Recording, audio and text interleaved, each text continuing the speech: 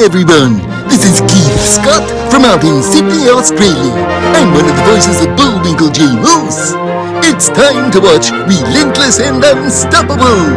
And so give it up for your main hosts, Douglas Kelly and Andy McPhee.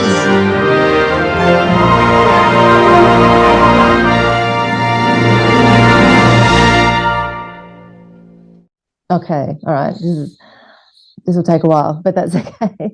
I was born into a Christian family, so mum and dad were Christians. But when I was sick, they kind of had, like, their faith was there, but it was limited in a way. And we know that God can heal. We know that He is compassionate and loving and will heal us. And, like, I nearly lost my life several times when I was younger, and, but I still can, so through my illness. And so they had a lot of fear and anxiety. And so I was on the beach one day when I was 2, and my mum was there, but because of my heart, all the oxygenated blood gets mixed up with the deoxygenated blood. And so I was quite blue, like I was born blue. And that's when they realised that there was something wrong with my heart. They didn't do they did do ultrasounds, but they didn't have the technology that they have now. And so they didn't realise before I was born what I had. And so my parents were sitting on the beach one day, and this lady walked past, and she said, "You know that God can heal, don't you?" And mum had not sort of really ever heard of that before. And so they started coming to a Pentecostal church, and that whole church held a vigil for me. My first, I had a bypass when I was 2, but when I was 5, I had an open heart surgery, and they had to fix, I had lots of holes in my heart, not just some, I had lots. The doctor said it looked like Swiss cheese. And so, I wasn't expected to live through it, but they held a all-night prayer vigil for me, and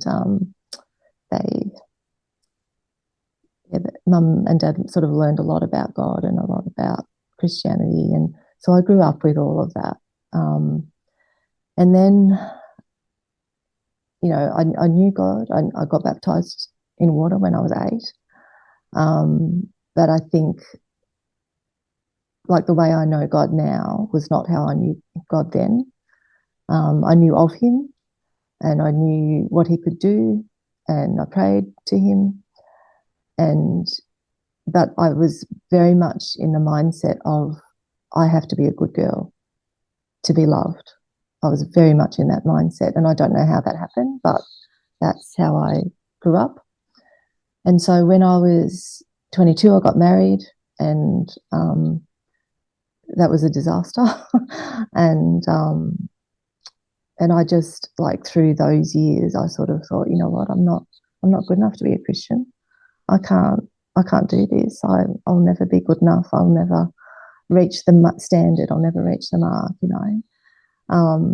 And so I still believed in God, always did. I had a real experience of Him when I was in ICU, when I was 5. And so, I knew who God was, but I didn't really know Him. And so I went away from the church for a little while. I went away from Christianity. I chose to live the way I wanted to live, and made lots of decisions for myself rather than asking God to help me with those decisions. And that was for about 10 years.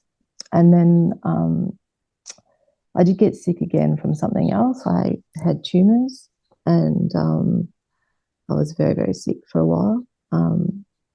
And through that process, and through me just trying to get back to God, I just couldn't work it all out. I couldn't work out what this meant to be a Christian, and I didn't really want to follow all the values or anything. And because I got divorced early too, I thought I was bad, and I thought I was going to go to hell, and I thought, all these things. And so I chose not to believe it for a while, you know what I mean? And so then during that time when I got sick, and my mum gave me a Bible, the Message Bible, and I always had trouble reading the Bible. And during that time, like that 10 years, I looked at the Bible and all I felt was condemnation and guilt. And, you know, I can't do this and I'm not living properly. And but when she gave me the Message Bible, I said to God, okay, God, I want to know you. I don't want to know other people's opinion of you. I don't want to experience what other people have experienced. I want to experience you for myself. And I want to know what you said in this word. I want to understand what you were saying. And all of a sudden, I started reading it, and it was like a love letter. Like, it didn't matter what passage I read, it was like God was speaking directly to me. And I thought, oh, and I just got to know him. And then I recommitted my life back to God, back to Christ. And I realized that I didn't have to be good enough. And it's the reason he died, is because we're not good enough.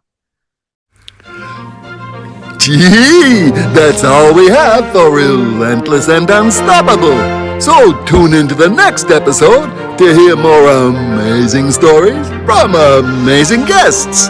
This is Keith Scott from Sydney, Australia, saying so long, and I'm smarter than the average bear. Gee.